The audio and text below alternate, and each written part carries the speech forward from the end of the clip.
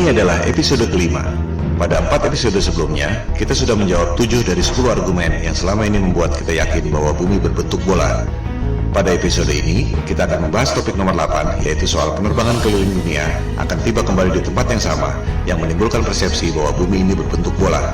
Pada episode ini, juga dibahas soal Antartika dan bom nuklir kubah bumi, yang sangat berkaitan dengan penerbangan dan angkasa luar. Pertanyaan paling umum tentang flat earth adalah tentang penerbangan. Jika kita terbang dari barat ke timur, akan kembali ke tempat semula. Bagaimana ini bisa terjadi jika buminya datar? Pertanyaan umum kedua adalah, jika bumi ini datar, ujungnya apa? Apakah kita akan jatuh? Pertanyaan yang lebih mendasar sebenarnya adalah, dari mana asalnya peta bumi bola dan peta bumi datar itu? Bisa dipertanggungjawabkan atau tidak kebenarannya? Silakan Anda cek situs USGS, United States Geological Survey. USGS adalah lembaga resmi bentukan pemerintah Amerika Serikat yang sudah beroperasi selama 137 tahun. Karyawannya hampir 9.000 orang. Anggarannya mencapai puluhan triliun rupiah per tahun. Tak mengherankan jika USGS menjadi lembaga survei geologi yang paling kredibel di dunia saat ini. Di situs USGS tentang Map Projections, Anda akan melihat proyeksi peta yang disebut Azimuthal Equidistant, yaitu memproyeksikan peta bumi datar menjadi peta bumi globe. USGS mengatakan bahwa peta bumi datar yang diproyeksikan lewat Azimuthal Equidistant ini digunakan untuk membuat peta atlas nasional Amerika Serikat, untuk menentukan jarak penerbangan, serta untuk menentukan arah antena. Selanjutnya, USGS mengatakan bahwa logo PBB adalah peta bumi datar yang menjadi sumber Azimuthal Equidistant itu. Ini adalah bukti yang tak terbantahkan. Pada referensi lain, di Wikipedia, diterangkan bahwa peta bumi datar yang diproyeksikan dengan metode Azimuthal Equidistant ini membuat berbagai jarak pada peta bumi bola menjadi benar secara proporsional. Artinya, peta yang sebenarnya adalah peta bumi datar itu. Disebut pula bahwa rumus matematika untuk pembuatan Azimuthal Equidistant ini pertama kali dikemukakan oleh seorang cendekiawan muslim bernama Al-Biruni yang hidup 1000 tahun lalu. Kita tak pernah mendengar nama Al-Biruni, tapi NASA tahu persis dan menamakan sebuah krater di bulan dengan nama Al-Biruni Crater untuk menghormati pencetus metode Azimuthal Equidistant itu. Jadi jelas sekali bahwa menurut USGS, peta bumi datar adalah dasar pembuatan peta bumi bola.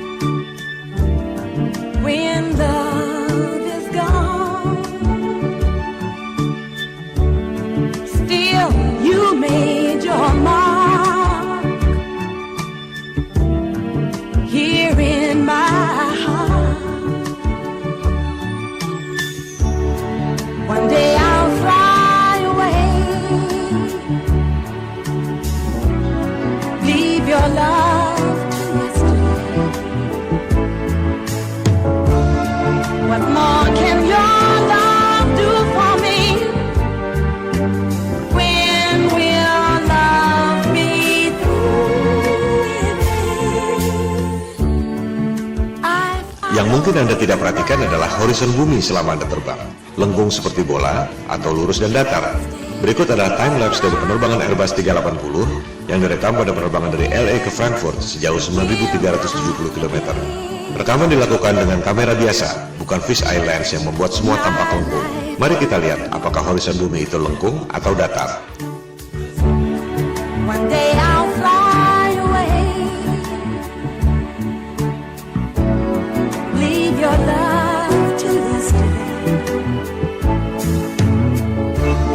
What more can your love do for me? When will love be through with me? Why live life from dream to dream and dread the day that dreaming ends?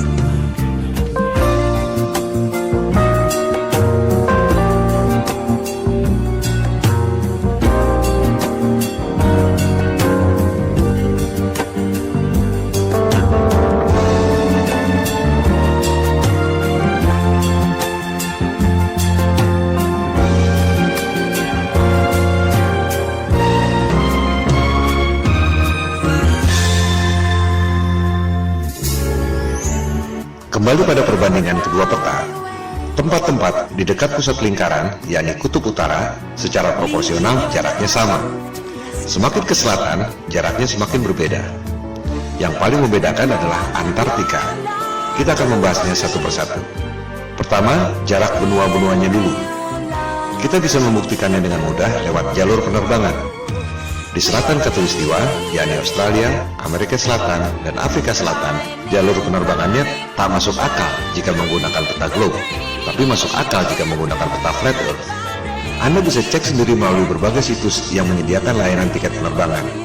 Kita ambil contoh satu jalur penerbangan di belahan selatan, dari Santiago, Chili di Amerika Selatan ke Johannesburg di Afrika Selatan. Jika kita ambil jarak lurus di peta globe, memakan waktu 12 jam penerbangan. Tapi, jika Anda cek di situs-situs tiket penerbangan, rute tersebut tidak ada. Dari Santiago, harus mampir dulu di Senegal, baru ke Johannesburg, memakan waktu 19 jam penerbangan. Rute itu tampak tidak masuk akal.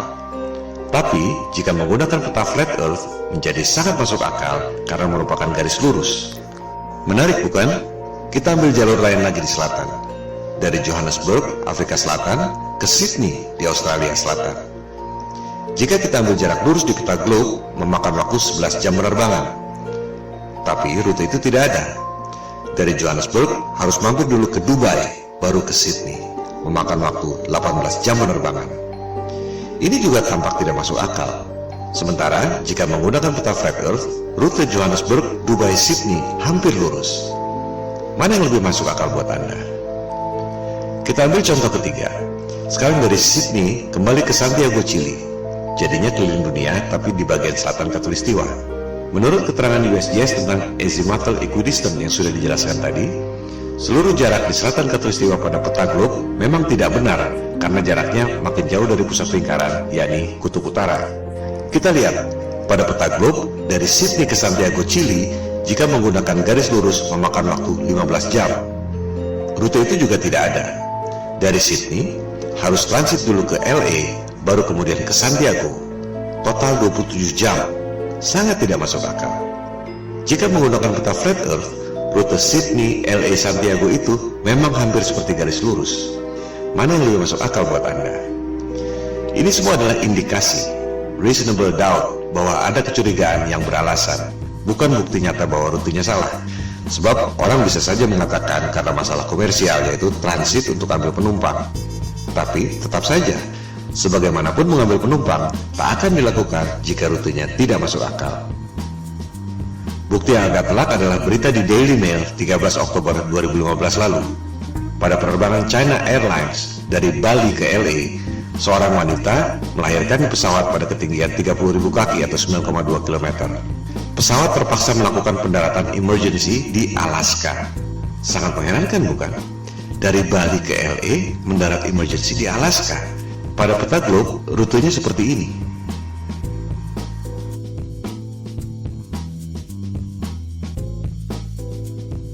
Pada peta bumi datar, rute Bali LA mendarat di Alaska adalah seperti ini. Mana yang lebih masuk akal buat Anda? Perbedaan utama antara peta globe dan peta bumi datar adalah di bagian selatan. Pada peta globe, di selatan Khatulistiwa semakin mengecil dan Antartika adalah sebuah benua. Pada peta bumi datar, di selatan Khatulistiwa semakin membesar dan Antartika adalah lingkaran yang mengelilingi bumi datar. Kunci pembedanya adalah Antartika, sebuah kawasan misterius yang memang sejak zaman dulu jarang dikunjungi orang. Bukan hanya karena dingin dan ombak yang ganas, melainkan juga karena sistem navigasi, termasuk kompas, tidak berjalan dengan baik di Antartika.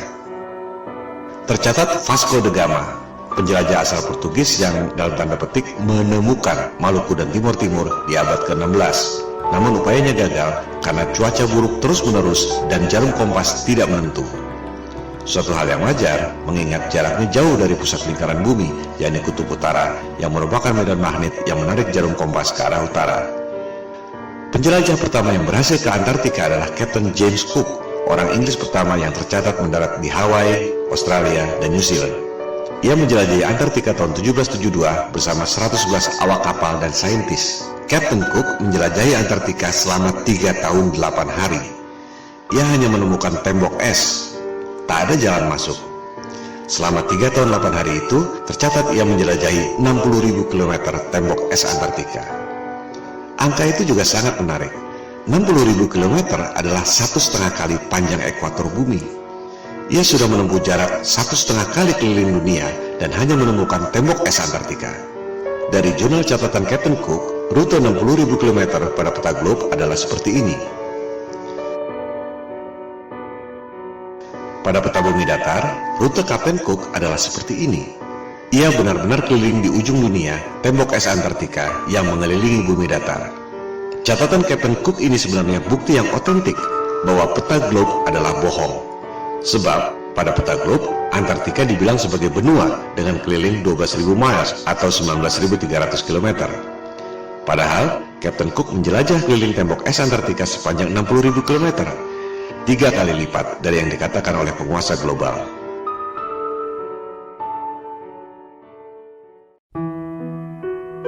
Tokoh paling penting dalam penjelajahan Antartika adalah Admiral Richard E. Byrd. Ini adalah orang yang sangat kredibel. Perwira Angkatan Laut pemegang Medal of Honor, medali tertinggi dalam militer Amerika Serikat. Ia tercatat sebagai orang pertama yang terbang ke kedua kutub, Kutub Utara dan Kutub Selatan. Byrd tercatat sebagai admiral termuda dalam sejarah militer Amerika Serikat. Ia diangkat sebagai admiral pada usia 41 tahun. Admiral Byrd pertama kali menjelajah Antartika tahun 1928-1930 dengan 2 kapal laut dan 3 pesawat udara. Byrd kembali menjelajah Antartika tahun 1934. Yang kedua kali itu, ia sendirian, 5 bulan di Antartika. Penjelajahan Antartika ketiga dilakukan tahun 1939-1940, di mana Admiral Byrd ditugaskan oleh pemerintah Amerika Serikat. Yang paling fenomenal adalah penjelajahan keempat tahun 1946-1947 setelah Perang Dunia Kedua yang terkenal dengan nama Operation High Jump. Admiral Byrd ke Antartika membawa pasukan militer lengkap, 13 kapal laut termasuk kapal induk dan 29 pesawat terbang termasuk helikopter. Ekspedisi Antartika terbesar sepanjang sejarah umat manusia sampai sekarang. Operation High Jump menimbulkan banyak pertanyaan dan spekulasi. Untuk apa membawa pasukan sebanyak itu? Ancaman apa yang mereka khawatirkan sampai harus membawa pasukan sebesar itu? Tujuan yang sesungguhnya tidak terungkap sampai sekarang. Sebagai perwira militer, Admiral Byrd tutup mulut, tak banyak bicara soal itu. Dokumentasi Operation High Jump sempat beredar. Terlihat Admiral Byrd menemukan wilayah di Antartika yang sama sekali tidak ditutupi salju, yang sangat memungkinkan adanya kehidupan.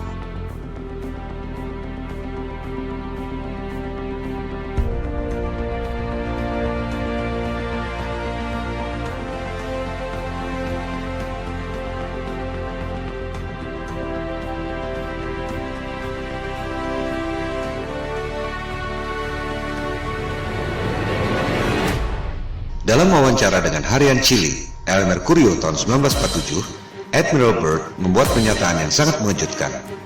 Ia mengatakan, Amerika Serikat perlu mengambil tindakan defensif terhadap serangan udara musuh yang datang dari kutub. Musuh yang mana? Mengapa dari kutub? Teka-teki yang tak terjawab sampai sekarang. Ekspedisi kelima Admiral Byrd ke Antartika dilakukan tahun 1956-1957, dikenal dengan nama Operation Deep Freeze, untuk membangun 3 pangkalan militer di Antartika. Berikut ada cuplikan wawancara TV yang langka dari Admiral Byrd tahun 1957. A television journal of the important issues of the hour. Our very distinguished guest for this evening is Admiral Richard E. Byrd. I must say that Admiral Byrd, our guest tonight, is not only our greatest living explorer, but he's been an inspiration to countless Americans. Admiral Byrd, you've been to both the North Pole and the South Pole. Is there any unexplored land left on this Earth? But strangely enough, there's left in the world today an area as big as the United States that's never been seen by a human being. And that's beyond the pole on the other side of the South Pole.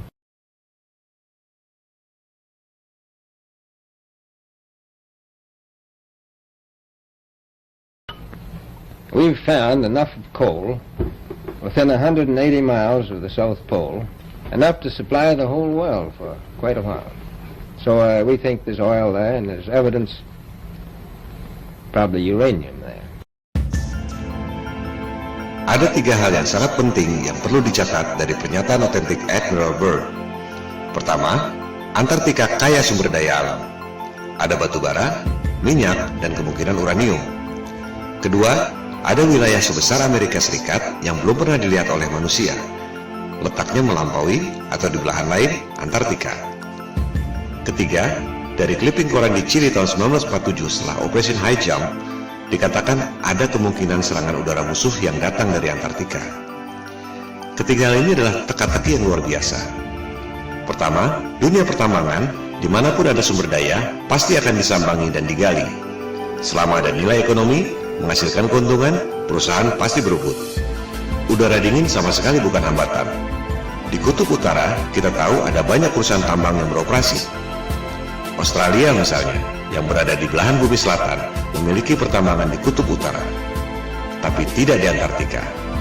Tak ada satupun perusahaan pertambangan yang menggali sumber daya di sana.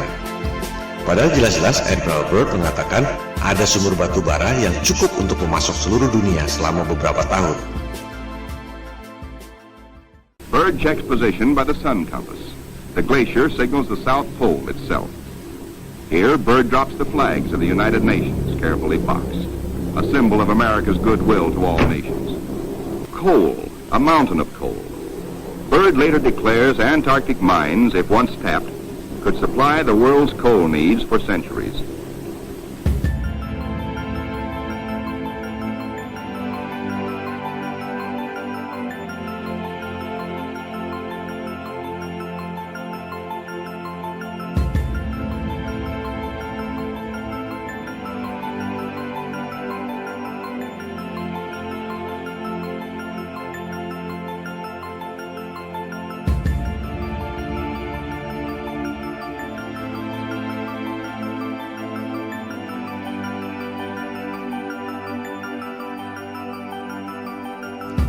Apakah ini berkaitan dengan pernyataannya bahwa ada kemungkinan serangan udara musuh dari Antartika? Musuh yang mana? Byrd menyimpan rahasia ini bersama para elit global.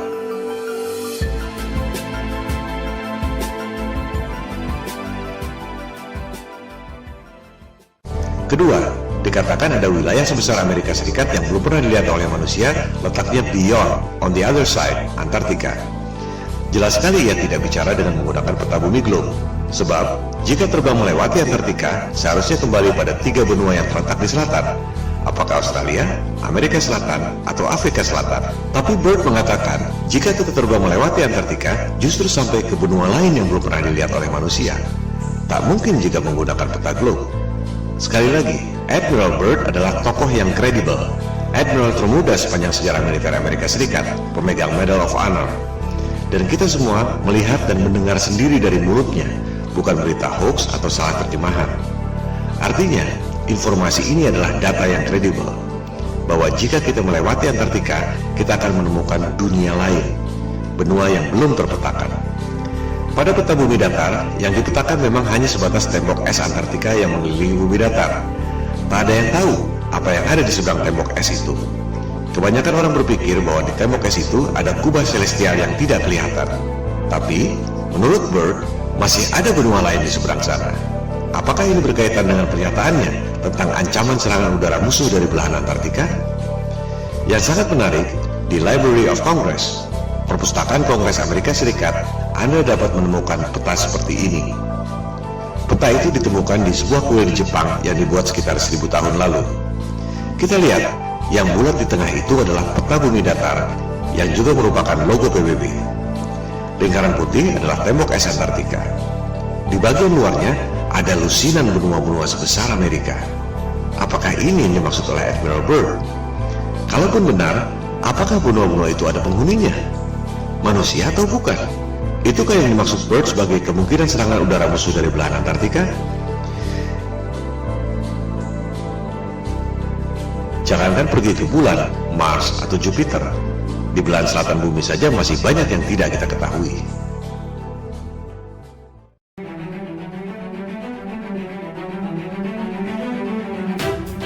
Dunia berubah total setelah penjelajahan Antartika secara militer lewat Operation High Jump 1946 dan Operation Deep Freeze tahun 1957 ini. Tahun 1957 dimulailah perundingan Antarctic Treaty yang ditandatangani 2 tahun kemudian. Antartika dideklarasikan sebagai daerah terlarang. Tahun 1957 itu juga diluncurkan Sputnik, satelit pertama di dunia buatan Rusia yang menjadi pemicu perlombaan teknologi angkasa luar.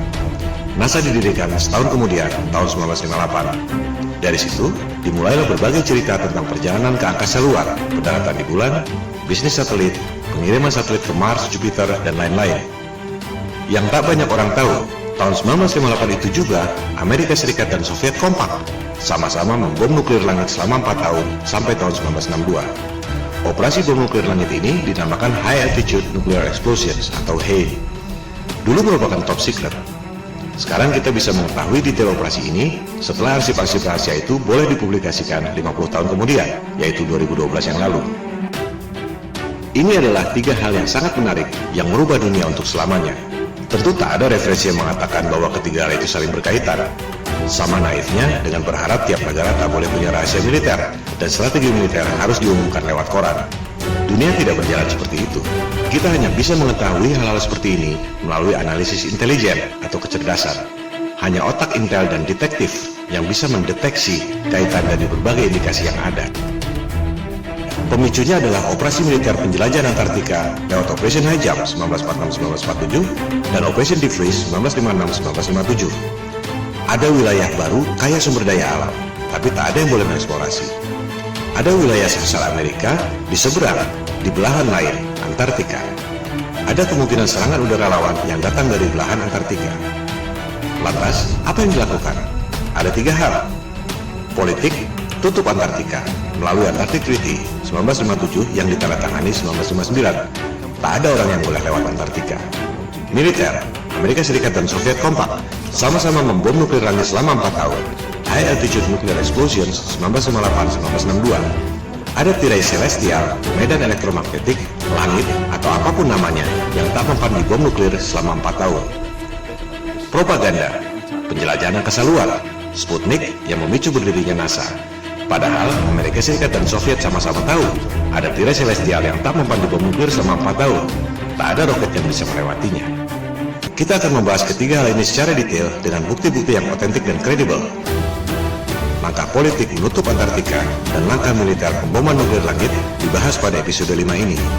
Langkah berikutnya, propaganda penjelajahan angkasa luar dibahas pada episode 6, NASA Hollywood.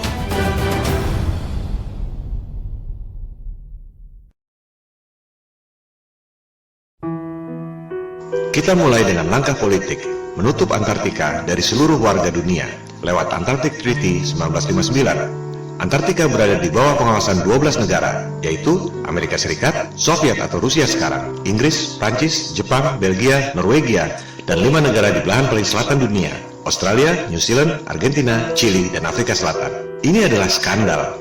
Semua negara boleh punya rahasia militer dan daerah terlarang. Area 51 atau Pentagon misalnya, atau Istana Negara, sudah pasti orang tak boleh terbang melintasi daerah itu tanpa izin. Tapi bukan berarti tak boleh melintasi satu benua Amerika. Melarang orang melewati satu benua adalah bukti bahwa dunia ini adalah panggung yang dikuasai oleh segelintir dalang. Dunia adalah milik seluruh warga berdasarkan prinsip kesetaraan. Tak ada yang boleh menjadi polisi dunia. Sebab kekuasaan itu cenderung korup dan kekuasaan yang mutlak secara mutlak pasti akan korup. Warga dunia berhak untuk tahu ada apa sebenarnya di Antartika. Jika bumi ini berbentuk bola dan di seberang Antartika adalah belahan bumi kita juga, semua warga berhak untuk tahu. Jika ternyata di seberang Antartika ada dunia lain yang belum pernah dilihat oleh manusia, seperti yang dikatakan oleh Admiral Byrd, warga dunia pun berhak untuk mengetahuinya.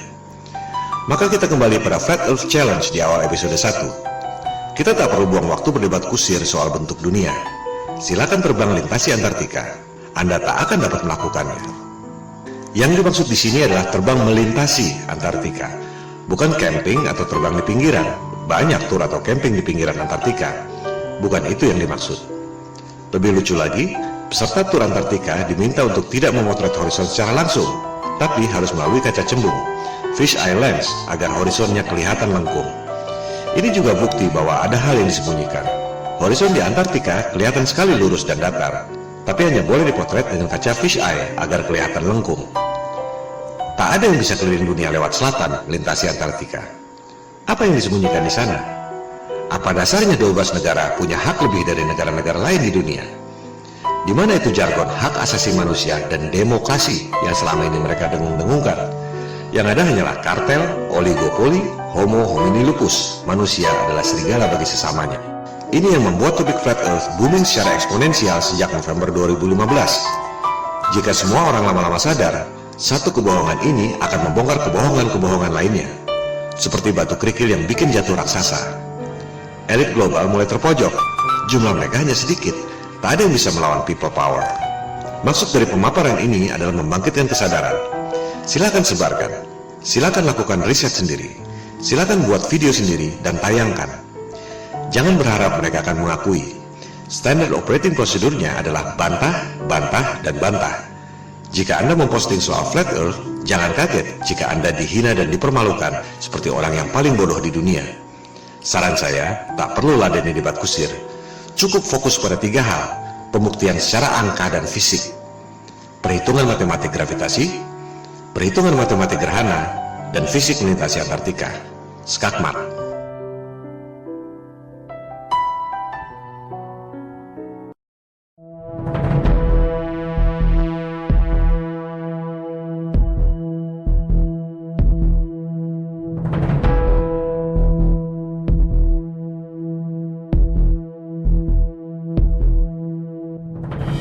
Di luar kisah-kisah drama Perang Dingin, Amerika Serikat dan Uni Soviet sebenarnya kompak melakukan operasi militer gabungan. Penjelajahan Antartika yang terakhir, Operation Deep Freeze 1956-1957 oleh Amerika Serikat dan Soviet. Tak lama kemudian, di tahun 1957 itu juga, Soviet meluncurkan satelit pertama di dunia, yakni Sputnik. Fungsi Sputnik sebagai satelit bisa dibilang tak ada apa-apanya. Sebuah bola dengan diameter 58 cm dan hanya membunyikan sinyal yang tak penting. Yang signifikan adalah roketnya. Itu adalah kali pertama manusia bisa mengirim roket sampai ketinggian 577 km. Lebih dari setengah pulau Jawa ke angkasa.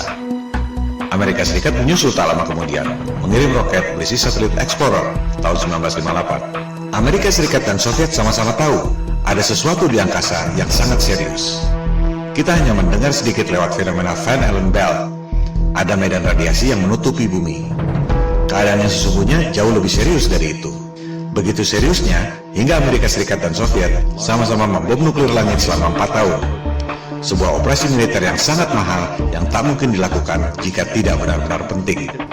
Operasi ini disebut High Altitude Nuclear Explosions, disingkat HANE, dari tahun 1958 sampai 1962. Dulu top secret. Sekarang kita semua bisa mengakses informasi setelah rahasia tersebut dibuka ke publik 50 tahun kemudian, yakni tahun 2012 yang lalu. Kita bisa mengetahui nama operasinya masing-masing, tempatnya, waktunya, dan kekuatan bomnya. 1000 kali lebih dahsyat dari bom atom Hiroshima dan Nagasaki. Ini menunjukkan betapa seriusnya persoalan tersebut. Kita perhatikan nama-nama operasinya. Operation Dominic, Operation Fishbowl. Kita pahami dulu apa maksudnya. Melalui teknologi roket yang bisa mencapai ketinggian 577 km, Amerika Serikat dan Soviet sama-sama tahu bahwa ada tirai alias kubah celestial yang menutupi bumi. Kubah yang tidak kelihatan, tapi memiliki radiasi yang mematikan. Seperti perisai elektromagnetik dalam film Star Trek. Bahkan disebut impenetrable, tak dapat dilewati. Sungguh mengherankan, orang sampai sekarang masih percaya bisa pergi ke angkasa luar. Padahal jelas-jelas disebut ada perisai alami yang tak dapat ditembus. Ini yang dulu dikatakan oleh Ibnu Sina 1000 tahun yang lalu sebagai solid but transparent spheres, dan yang dikatakan oleh Nikola Tesla 100 tahun lalu sebagai celestial spheres. Untuk mudahnya, kita sebut saja kubah celestial atau kubah bumi. Elit global merasa kita ini seperti ikan dalam akuarium. Mereka mau menghancurkan akuarium itu dengan bom nuklir. Oleh sebab itu, operasinya disebut Operation Fishbowl.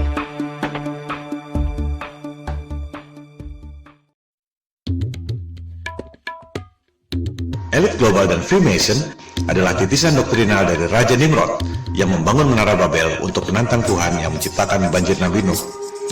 Mereka percaya bahwa yang namanya Paradise alias surga Firdaus adalah Atlantis, sebuah benua yang ditenggelamkan oleh Tuhan lewat banjir Nuh. Itu sebabnya Nimrod membangun Menara Babel yang menjulang tinggi ke langit. Anda bisa mempelajari sendiri soal Menara Babel ini pada Alkitab Taurat.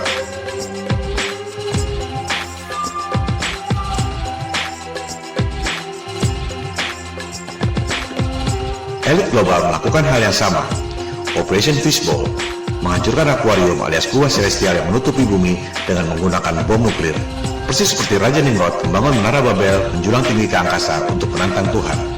Oleh sebab itu, operasi bom nuklir kubah bumi ini disebut Operation Dominic alias Operasi Tuhan. Menghancurkan akuarium kubah bumi alias Operation Fishbowl, mereka menggunakan bom nuklir yang dinamakan Thor, palu godam dewa pagan untuk memukul kubah bumi buatan Tuhan. Terakhir beredar rekaman video Operation Fishbowl tahun 1962 yang sudah boleh diakses publik setelah kadaluarsa 50 tahun. Mari kita saksikan. Anda tak akan pernah melihat hal seperti ini lagi dalam hidup Anda.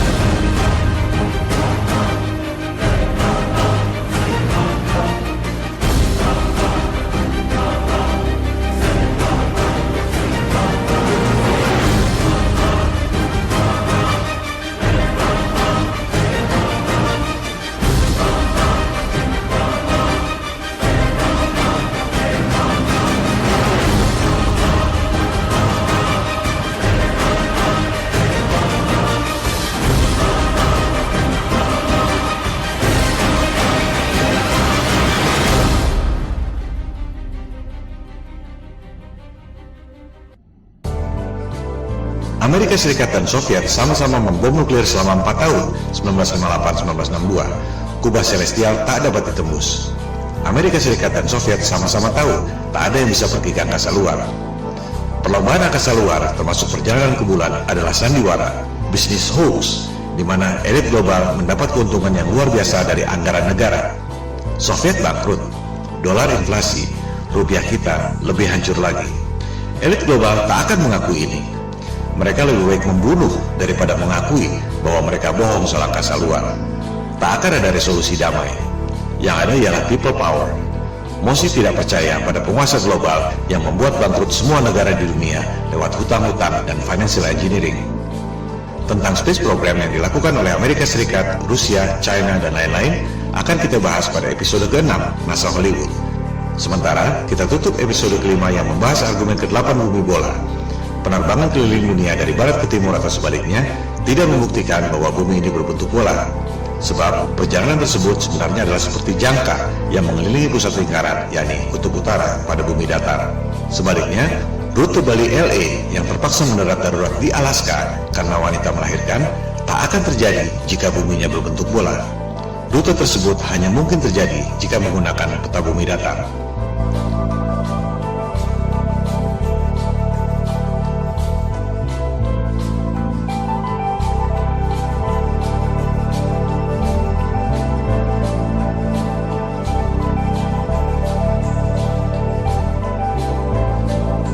Orang bisa terbang keliling dunia dari barat ke timur atau sebaliknya.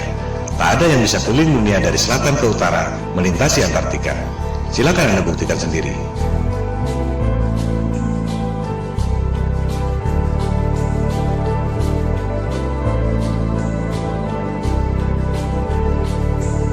Hal ini membuktikan ada rahasia yang disembunyikan di Antartika.